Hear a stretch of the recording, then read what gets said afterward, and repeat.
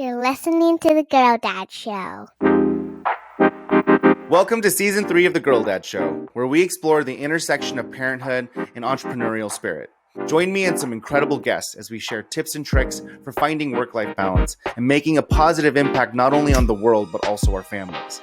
Let's create a fulfilling life together. It's The Girl Dad Show, Season 3. Thank you for tuning in to another episode of The Girl Dad Show. Today, I have Brooke Winters here with me today with Clarity HR Consulting, which she started 5 years ago, doing amazing work helping companies with their HR needs and all of the stuff that goes with all the difficult things that go with managing people and helping them solve those problems and turn them into great successes. She is also a mother of 3, and I'm so excited to have her here to talk to me about her journey navigating both her business and her family. Brooke, welcome to the show. Thank you, Young. Happy to be here. Thank you. Thank you so much for taking the time. I know it's been a really fun exercise to try to get this schedule. Yeah. What happens when you put two people with very busy schedules together? That's right. And then it kind of goes very timely with the conversation we're going to have today, because I think that it's so challenging for parents to be business owners, because those are two things that are incredibly time consuming. But let's get into it. If you don't mind telling the listeners a little bit more about why you started your business and when did you start it? Yeah, I started this business 5 years ago. At the time, it was Brooke Winters Consulting, so I was just freelancing by myself. I had plans to grow, but in your head, you're like, that's down the road. That's going to be like 5-10 years down the road. Sure, I'll do that later. And COVID 2022 came along and blew up my business in the best way possible. I ended up growing really quickly, and I rebranded to Clarity HR Consulting. So I have a small team that I work with now. They are small and mighty. They are fantastic. And we actually work with companies all over the country just because of the nature of remote work. So we service businesses, small, medium, and a few large companies all over the country. And we help them with their HR needs. So whether they're making their first hire, or they're just looking for someone to come in and audit and analyze their current HR department, we do a little bit of everything. And we have a team of experts that come in and cut through the noise and all of the lovely employment law BS that people have to try to navigate themselves. And so we're happy to do that. But our heart is really for people. So I think a lot of HR has been traditional, and it's not positive usually. I mean, if you have a meeting with HR, you're probably nervous. You're not excited to meet with them. And that's real. But we actually like people. We like bringing employers and employers together and finding a way to make the workplace awesome again, and have workplaces thrive and be a place that people actually enjoy being at their jobs. And so that's what we really try to specialize in, is making culture just prominent, king, make it someplace where people want to be. It's the hardest part. Yeah. I mean, I will chime in and say that as a business owner myself, it's the most important and hardest part of running a business. You can get pretty far by yourself, but if you want to ever truly scale, you do need more help. You need people. You need people to support your business, and you need to grow it. And there's no easy way to manage and inspire and lead people. And so it's one of the most challenging aspects of growing a business. And it's so funny because you're like, I just want to clean pools, or I just want to bake cakes. And it's like, you have to learn this whole thing that is like completely new and foreign for most business owners. So I'm really, really glad to hear that you're so passionate about it. But can you talk to me about how many kids you have and how old they are? Yes, I have 3 kids. My oldest is 15 and a half. So she's super pumped to start driving, which is crazy. Nice. And then I have an 11-year-old daughter, Kennedy. And then my youngest is 10, Judah. And my oldest is Alexis, if I didn't say that. So they are amazing. They're all very unique, all require a very unique set of parenting skills, but they're fantastic. So you're officially all teenagers. I mean, if you call 11 and 10 teens, I think that's like a tween. Is that what they call that? Yeah. Yeah. Whatever that is. Are you qualifying it now because you're combating it? You're like, no. They're tweens. They're not teenagers. They're not. I'm in denial. They're not teens yet. No, I can handle that's good. One teen at a time. Yeah. Yeah, I'll give you the tween. So just if I can do the math here, you started your business when your oldest was 10 then? Mm-hmm. Yeah. Interesting. So were you a W-2 before that?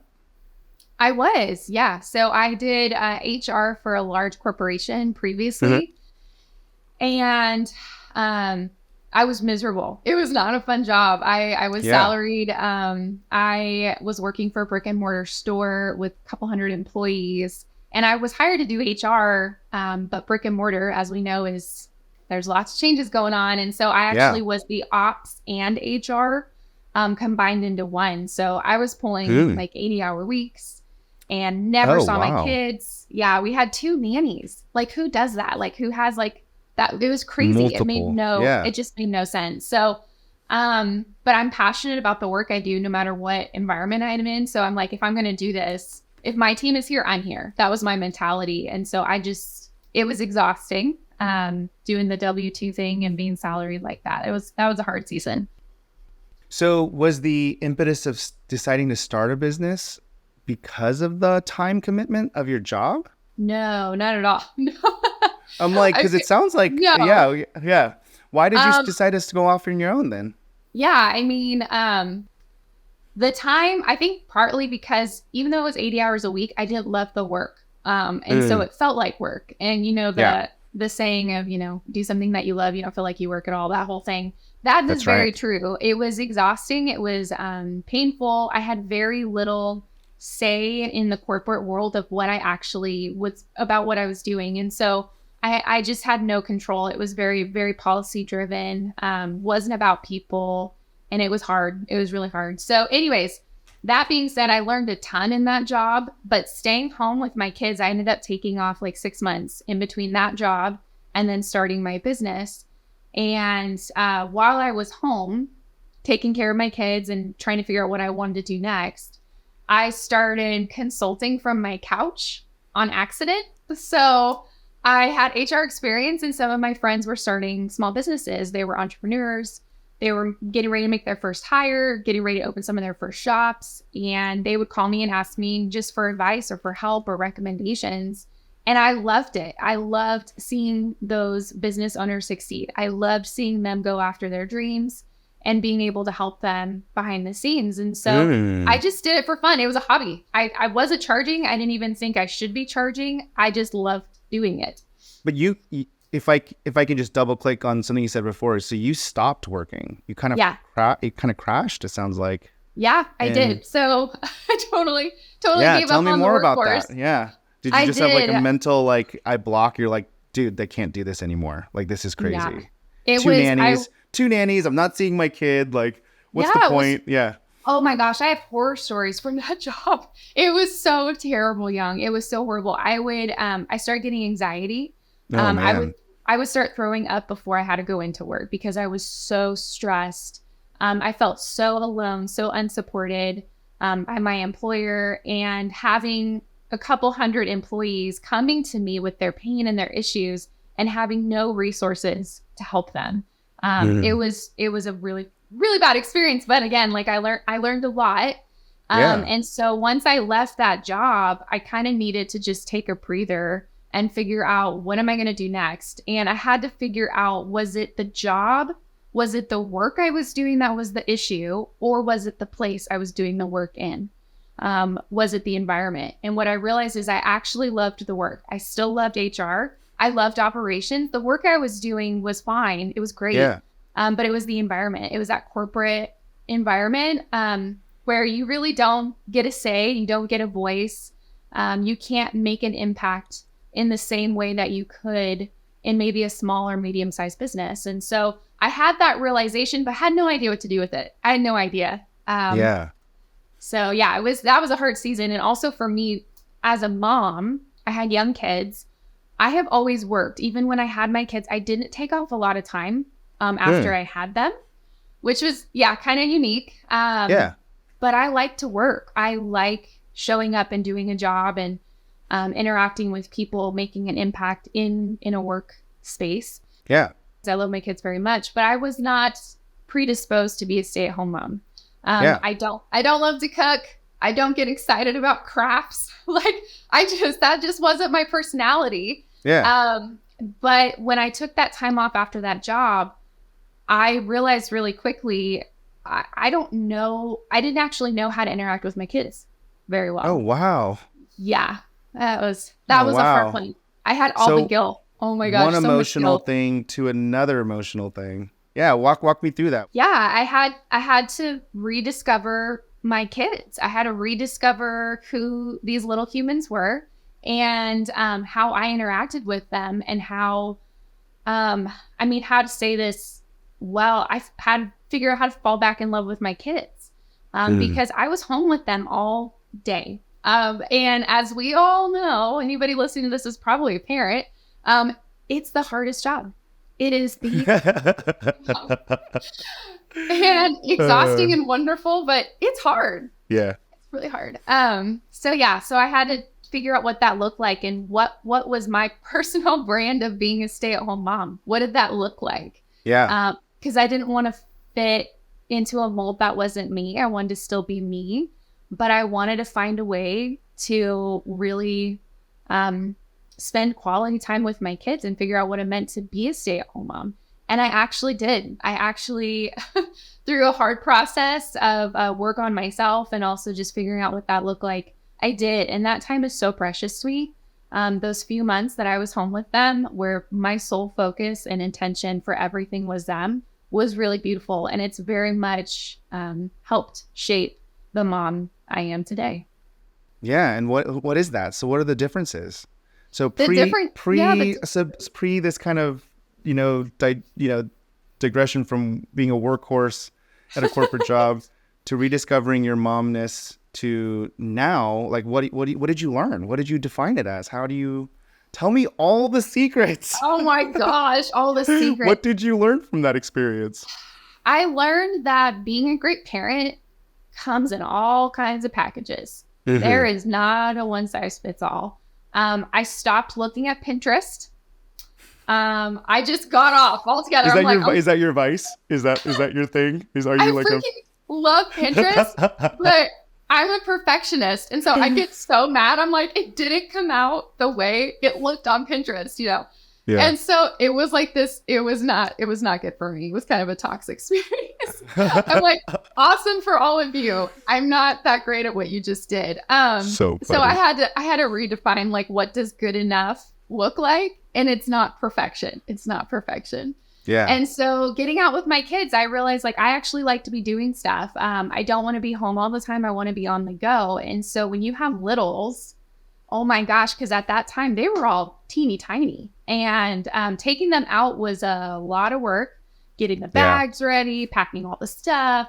And that I made myself get out of the house once a day, whether it was a park, a friend's house, because that fed my soul, getting out and doing something. But it also gave them that social interaction that they needed too. So that was part of something that I worked into my day when I was staying home with them. And then we had downtime. And I'm not against electronics like TV and stuff. I just didn't want them to be on it all day. And so, we went to the library. They had story time we could sit in and do. We got books that I could read to them. And then nap time was like, all right, this is awesome. Like on a schedule. I got some downtime. But for me, I needed a schedule and a rhythm because me, Brooke, I thrive. I thrive when I have a purpose. I thrive when I have somewhere to be. I need to wake up and have something to do that day. I'm not Miss Spontaneous, like, let's just see how the day goes.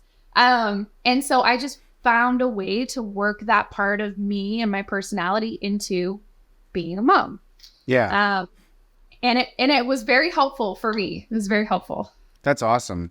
So you really figured out and like discovered a lot about yourself and was able to figure out a lot about how to be a mom, but also how you wanted to work next. But it doesn't sound like you actually intentionally figured out the consulting thing. It just kind of happened. It kind of happened. When did that happen? And were you actually like talking to your husband about not working anymore at all? Or like, what was that conversation like? No, the plan was always for me to go back to work. But he just looked at you and he was like, "You're vomiting before you go to work. We need to stop this. This sounds crazy. You need to stop." Yeah, totally. It wasn't even like a, "Hey, let's talk about the pros and cons." He's probably just like, "You probably should stop vomiting." Like, oh my gosh.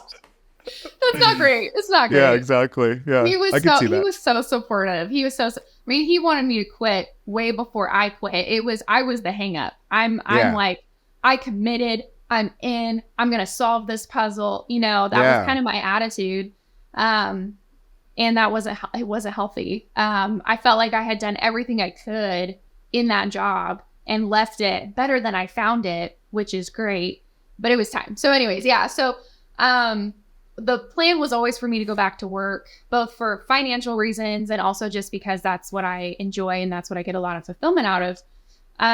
But where I was going to go back to work was the question. And I planned on applying for jobs, finding a different setting to go work in. And I was so burned out from management because of that job, that I was like, maybe I should just take a 9-to-5 non-supervisor type of position and just do the thing, clock in, clock out, because I was burned out, not because that's what you were pendulum swinging. You were like reacting to the experience. And so you're trying to do the opposite. Yeah. 100%. And so as I was figuring out going back into the workforce, I started applying for jobs, like payroll, benefits specialist, data entry kind of jobs. I could not get an interview. Which I interview pretty well. And if I want something, I'm going to get it. And so this was like a weird pride thing. Like, oh my gosh, I'm awesome. Why are they not hiring me?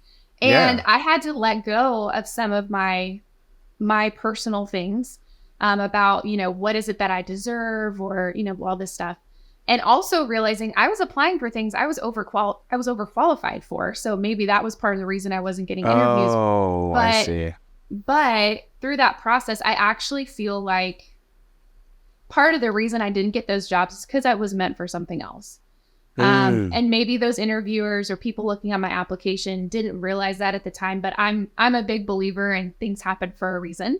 And had I gotten any of those jobs, I think I would have settled. I think I would have found some comfort in the boring, mundane. But I don't think I would have been happy or fulfilled. Yeah. So couldn't get jobs. And I'd already been doing this couch hobby consulting I was telling you about. And a good friend of mine, Sam, who actually owns Theory Coffee. I love Sam. He's amazing. Yeah. So him and his wife are good friends of mine, and they were watching me do this couch consulting is the only way I can describe it. And they're like, you should start a business. Like that's Sam's brain, right? Entrepreneur. And I was like, that's not a thing. Like HR consulting, that's not a thing. Like HR consulting is not a thing. Yeah. And HR is internal. You have an HR manager, like they belong to that company. You don't just like float around. That just wouldn't work. And he's like, but you're already doing it. Like you're already doing it. So it is a thing. So he sent me to this great, fantastic business coach who I've worked with for almost 6 years now. Oh, wow. And nice. So I went and talked to him just like to try to prove to Sam almost like this isn't a thing. He's going to tell me it's not a thing as soon as I talk to his business coach. So I went and talked to him and I was like, here's my plan. Here's what I've been doing. Could this actually be a viable business? Looking for him to just give me the secret sauce. Yeah. And he's like, you already have a business. You're just not getting paid. Yeah. And I was like, oh, that hurts. But it was the truth. So that's kind of how I came to that realization of actually consulting could be a thing. Yeah. Yeah, you were waiting for the shoe to drop, and the reality was like you already had it. You just like almost didn't like want to see it. Right. Yeah. And so then what was the process of like taking the leap of faith of just doing it? And then it just sounds like that was the catalytic moment where you're like, okay, this is the new path. Yeah. There was conversations. There's a lot of conversations between my husband about what does this mean? Because I knew enough about starting a business to know you're not going to make a ton of money. This is not going to be a nice 9-to-5 clock in, clock out experience. That's right. And so I really had to sit back and decide if that's something that I really was choosing into. And him and I talked together and we decided this was something big. And I had found a passion. I had found a job that people would give a lot of things to have something so special that they cared so much about, that brought in all of their skill sets and qualities and passions into one thing. And because he's a fantastic husband, he was like, you need to go for it. Like, you need to do this. This is something you're meant to do. Nice. We'll sacrifice because this matters. And so we both chose into it. But I can honestly say, like, having him support me through this process, I just can't imagine doing this without him. He's been a fantastic support every step of the way.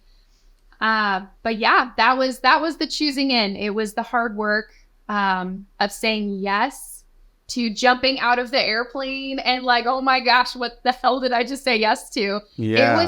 It was terrifying. It was terrifying, and having littles at home, knowing that I was going to have to make some hard decisions along the way, make sacrifices.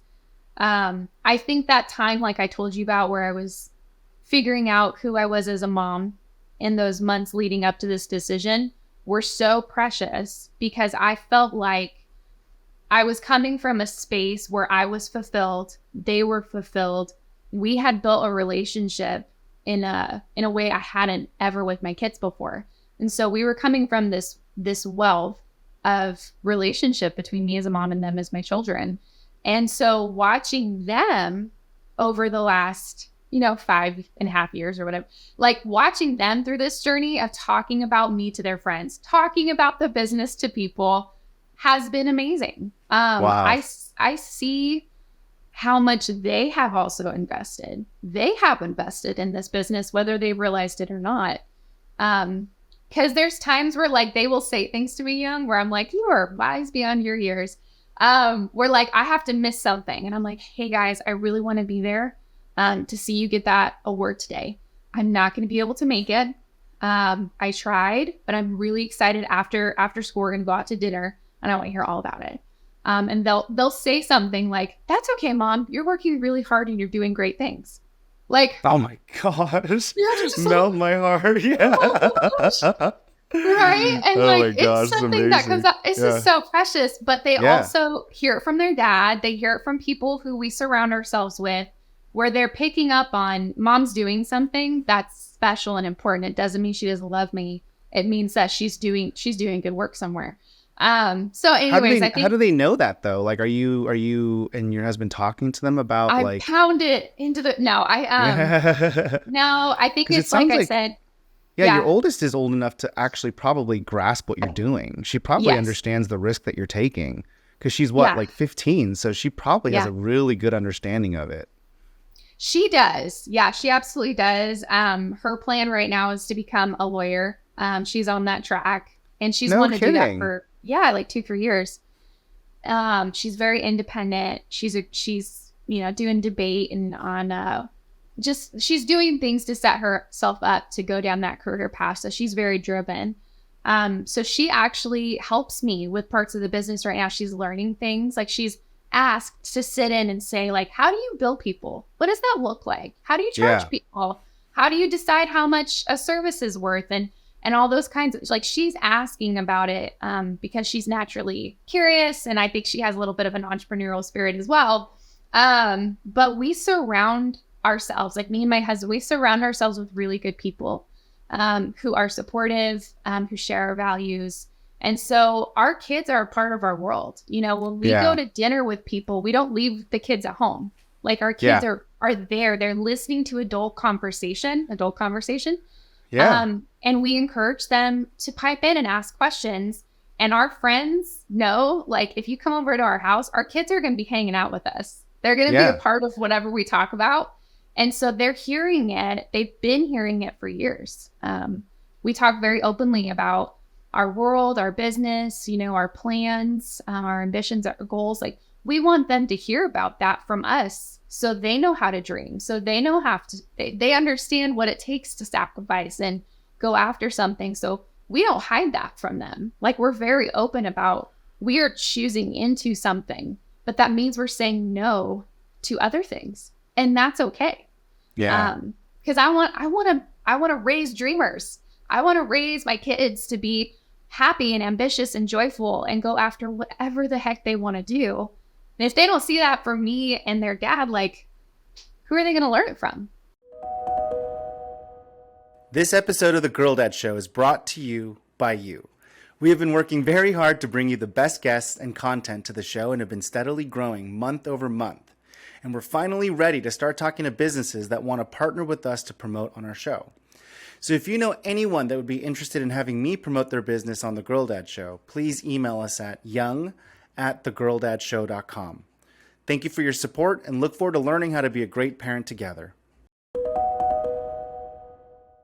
Oh my gosh, that's beautiful. I love it. That's a wonderful perspective. And I love that you're so conscious about how to orchestrate the environment around that. One, from you and your husband as a team, but also the company that you choose to hang out with, and the caliber, quality, and frequency and context of those interactions. That's really, really intentional. And I think that that's very, very clever and smart, because I feel like, I have younger kids. My kids are still little. They're 4 and 6, but they're listening and watching everything. And you might be having adult conversations, quote unquote, but the reality is they're listening to all of it. And they're perceiving it in their own little brains, and they'll come out 2 weeks later and you're like, oh, wow, you were listening to that. And like you're stitching it together in your own way. And in the absence of guidance or conversation or questions and answers, they're stitching it together in the incorrect way. And so I think just bringing them into it is super smart. It's super, super smart. And I love this idea of like your oldest daughter like asking you questions about your business, because I think the hardest thing about being a business owner for me and building a family has been the separation of time, right? Like I feel like I have to sacrifice that to do this, and then explaining it to my kid and all that stuff. But even if you do a good job of explaining it, still like feels bad. Like I have a guilt around it, and I love that you're like just kind of integrating them in. At least with your oldest, you're able to integrate them in and spike that curiosity. That's really, really amazing. All that to say, what do you want for your kids as dreamers? So if you're looking for them to dream and try their best, are you looking for them to be entrepreneurs then? Or is that too specific or too lessening of what you're saying here? No, it's like I don't need them to be anything. They don't have to be an entrepreneur. She doesn't have to be a lawyer. Like they can do whatever they find a passion in. Whatever gives them purpose, whatever brings them life, whatever they're excited to get up and go do in the morning. My oldest, super, super driven, very ambitious, no nonsense. My middle, Kennedy, she is creative. She's an artist. She's a feeler. She is probably like one of the most popular kids at her school because she's so kind to everybody. But her and my oldest are complete opposites, which is fascinating. And they're great. I'm so happy that they're sisters. Because I'm like, Alexis, my oldest, is like very responsible, gets her work done, straight A student, but she needs that little bit of a nudge to go have fun. And what do you want to do? And hey, maybe that person could actually be a friend instead of, writing them off as, they're not my type of people. And then my middle, she's so different. And she's not as competitive. She's not as ambitious or driven, but she has this beautiful side where she sees people and she hears people. She's very empathetic. So they complement each other really well. So I'm happy to see them kind of helping each other through this life. But they will do very different things, And I grew up in a house where if you were an artist, you weren't going to make a lot of money. So like that was kind of a dumb dream, right? Like don't be an actor. All those kinds of things were said. And my husband and I've talked about it. Like we wonder what our kids will do someday. I have no idea. It sounds like you don't actually care. You just actually care that they dream and try hard. Yeah. And I mean, please have a job that pays your bills. That would be great. I mean, like, that would be nice. I think that's important, but I also don't want that to come at the expense of doing what you love. And my husband, fascinating case study on this, he doesn't love his job, but he has hobbies that he pours himself into. Yeah. So you don't always have to be completely fulfilled by your job, your 9 to 5. Yep. You can find other ways to express yourself. So that's something we're trying to show them kind of the I love broad that you said that. spectrum of I things. love that you said that. I literally had this epiphany last night. I was at an event and someone literally asked me, hey, you're building all these businesses and it sounds like it's going well. And I'm like, not yet. I'm still like drowning, right? I think next year, my first set of businesses will start to cash flow. So like, I don't think people realize how hard it is to build a small business, right? It's not like tech. It's not like venture-backed companies where you get this influx of cash that you get to work with. You have to like fight tooth and nail for every dollar you make. And you don't actually make money for years. And I'm like, no, it's not for a while. But it is close. I'm like 2 years in. So maybe by my third year, I'll start actually being able to make money and it'll be really nice. And it'll start becoming better and better year after that. And they're like, oh man, so I guess you're never going to find a job again. And I looked at them and I'm like, it's such an interesting epiphany I had last night. Cause if I literally could like go back in time and redo it, I would probably just go get a job and just find hobbies because this is so painful. And it's like so painful. I'm like, actually, I may actually just go try to like, find a good paying job where like I could do it within 30 to 40 hours a week and just like mentally sign off and just find better hobbies. Yes. Because like there's like an equilibrium of satisfaction. It's like, I don't know. It literally happened to me last night. So it's like so funny that you just said that about your husband because there's so much truth to it. There's so much truth to what you just said. It's amazing. It's amazing insight. Yeah. Well, and me in my industry, I talk to people, employees, managers, all different levels all the time about what they find fulfillment in. And sometimes you'll find people that are trying to shove all of their expectations for joy, happiness, like purpose, all into a job. And I'm like, time out. Why? Exactly. Yeah. Why are we doing that? Because you're at work this much of your time. What are you doing with all this other time? Like, why? So, and sometimes we get like, I'm lucky. I feel like I'm a lucky one who found a job, who created a business around something that I find purpose and fulfillment in. That's great. That doesn't have to be everybody's story. No. There's so much else outside of work that matters. That's right. And I just think that it's so great that you were able to like articulate that so succinctly and well, because I think it's an insight that does need to be told. And I think we're so not brainwashed, but we don't even think to question why, like that adage that you just said, like, well, why do we think that work has to be everything for us? It's so weird.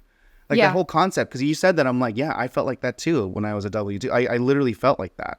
Like this needs to fill it. And maybe it's a generational thing. I'm not sure, but I just never even questioned it until like, I just started owning small businesses. And then now I'm like, oh my God, it's the hardest thing in the world. Why would anybody do this? And yeah, it's just kind of a funny epiphany I had last night. So I really appreciate you sharing that. That's so real. That's so good. Did your parents start businesses? No. Did anybody in your family have businesses? No. Oh, wow. Holy cow. So you're like kind of pioneering this just kind of out of nowhere. You're just like doing this and you're sparking your own track and road. Yeah. So you didn't grow up around entrepreneurs or business owners? Nope. Oh, I love that. Yeah. That's really special. How has it been so far?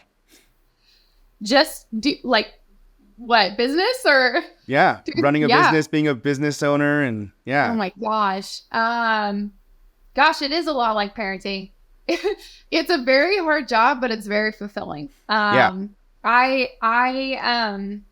wouldn't trade it for anything else. I don't know that I at this stage could go back to do a 9-to-5. Maybe down the road that would happen, who knows? But no, right now I'm like, this is what I want. This is absolutely what I was meant to do. And it is hard. It is hard, but I do hard things. You do hard things, and that's okay. It doesn't have to be easy. I think there's a lot of people out there right now, like, gosh, you can hear about them on TikTok and all the things, but that are like, man, I work 30 hours and my life is so hard. Like whatever expectation, life is hard. Life is hard. Anything worth going after is gonna take sacrifice. It's gonna be hard. So set your expectations there. It doesn't mean it can't be fun. It doesn't mean it can't be fulfilling, but it will be hard. And so it's hard. There's some days where I wake up and I'm like kind of fantasizing about if I didn't have all of this responsibility. What would my life be like? And I maybe go down that road for just a couple minutes and I'm like, nope, I don't want it. I don't want what's on the other side of that, because I had that. I've had the corporate experience. I know what that is. And so the grass is not always greener on the other side. You got to pick your heart. You got to pick which one. And for me, this is what I want to do. I love it. And I love it. I love that. Yeah, that's awesome. Yeah, because I mean, like it's like you're actually like feeding into what you are and who you are as a core. It's like that whole story of like that fisherman that, like, I don't know if you've heard this story about the fisherman like fishing, and then he makes enough, he fishes enough fish to like basically feed his family and make enough money to live, right? And then this businessman comes in, this consultant guy comes in and says like, hey, you should like hire someone so you can fish more and then you can make more money. And he's like, why would I do that? And he's like, because then you could like buy another boat and then you can have two people fishing and then you can like basically get more fish and make more money. He's like, well, why would I do that? He's like, because then you get a fishery and like you can have a whole like fleet of fishermen like going out and like doing this and getting all this fish and you can have this whole corporation. He's like, why would I do that? Because then you can like sell it and then you can go retire and do whatever you want. And he's like, well, I'm already fishing and that's what I want to do. He's kind of like, I'm already doing what I want to do and I'm already living a happy life. And so why would I do all of that to come back and do what I want to do? And so that's like I don't know exactly where that story came from, but it's a fun little story that I just like, I thought I would share with you because it kind of makes me think about it when you talk about your passions right now. I like that. I haven't heard that. That's really good. Oh, great. I'll find it and I'll actually send you because I probably butchered the story, but you get the sense of what the moral is. Yeah, exactly. All right, let me switch gears to my rapid fire questions I like to ask every parent. So there's some symmetry to the conversations. Let's go into it. All right. Okay. One piece of advice that you have for parents or soon to be parents. Figure out what love and quality looks like to you for your kids. Figure that out up front. Don't go do a whole bunch of Google searches and find your favorite influencers and find out what their answer is. Like, actually think about what has love and quality of life looked like to you in the past? Who's impacted you? What does their love look like? And what do you want your love and quality with your kids to look like? And write it down. Like, make that a mission. Like, you know, we talk about business and like write down your mission and your core values. Like, why the heck don't we do that for more stuff? Like, what is it that you want at the end of the day where you feel like I've left a legacy? I've done everything I can. I did exactly what I set out to do. Because it's going to shift. It's going to shift over time and go back to that mission of like, this is what I want my kids to think about when they think about how I love them and how I had an impact on them. Beautiful. That was awesome. Probably one of the best answers we've ever gotten on the show. That was really cool. Very well done. Second question. I'm like taken aback a little bit. I was just like, it was very beautiful. We may have to title the episode that. That was really good. No. Second question. Most surprising thing you learned about yourself after becoming a parent? I'm a different kind of mom, and that's okay. I'm not the mold. I'm not Pinterest. I'm not even my mom. You know, I am Brooke. So it's actually okay to be an individual as a parent. You don't have to be like everybody else's version. And so I figured that out about myself, that I was actually trying to be somebody else's mom. I was trying to be a different mom and not true to myself, and how I wanted to actually love my kids, which kind of goes back to the first thing I said. And I had to be okay with that. And then once I settled into my own skin, I thrived because I stopped trying to be somebody else that I wasn't. I love that. That's really, really powerful. I wish we started with the rapid fire questions because I have like so many more on both of these. I'll try to go faster. We'll keep going. No, it's not about going fast. I just like love your answers so much. I want to ask like 17 more questions about it, but let's keep moving and then we'll just have to go grab lunch and then we'll talk about it. Yes. Okay. So the next one, surprising thing you learned about yourself, and then what is the next one? Oh man, I'm like, you're making me draw a blank here. I can't believe I'm speechless for the first time in my life. I don't even know what to say. Young is speechless. This is monumental. I love it. It is monumental. This never happens. I always like to talk. Oh man, that is crazy. Let's skip gears a little bit and move to a favorite book. Ooh. Ooh. Favorite book. Oh my gosh, that is super duper hard. Oh, hold on. Can I go grab it? It's literally on my bookshelf. Sure. I'm blanking on the title. Okay, of course, hold on. Hot, hot. Okay. Try Softer.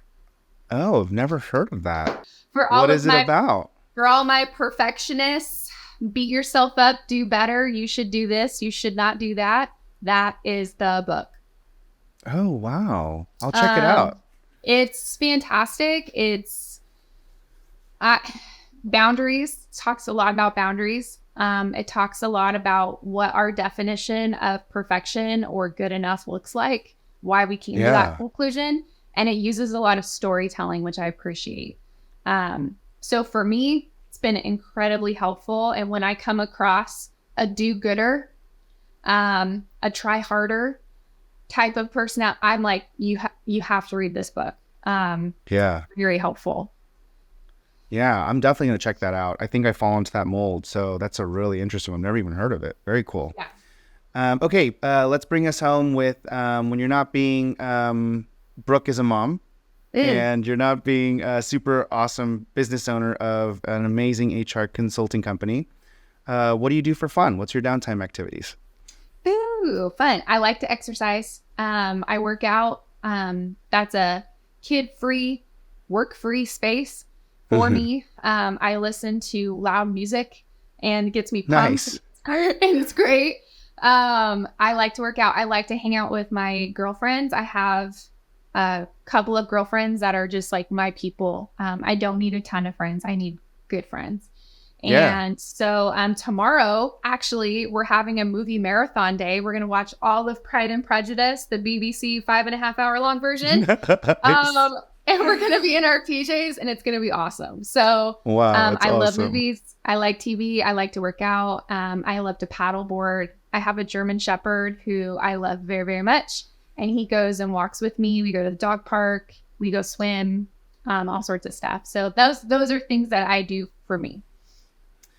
Brooke, that's awesome. Thank you so much for taking the time out of your busy schedule to come and talk to me about your journey and your life. It was very, very enlightening and insightful. And thank you. You asked great questions. I'm not surprised. Not surprised. You actually had me speechless on a couple of those rapid fire ones. I'm like really, I'm really moved. I'm really moved. Thank you. I like the idea a lot about defining what love is. I like the idea that you were so like trying to be what the mom was supposed to be, but like you just figured out that it's okay to just be your version of it. Like there's so much truth and validity to that. I think we trap ourselves so much. Yeah. Like it's so crazy. I love that. I mean, it was just so moving. And I just love that you're like thinking about how to like define what love is for yourself and your family. And it sounds like everyone's like, it's one of those veils that it's hard to see. Everyone will like naturally like understand it without like realizing they're also part of that problem. Yeah. They probably all have that same veil. Yes. Yeah. Yeah. That's so true. And that like, when you're on Instagram or Pinterest and you start seeing all these perfect poses and pictures and all this stuff you get, for me, that's where I found I got trapped because I was like, everybody else seems to be doing it great. Why the hell am I such a failure? And it's not true, right? It's not. Yeah, it's not. It's so beautiful. I love it. It's a really good one. Yeah, you have a really good story, Brooke. Thank you.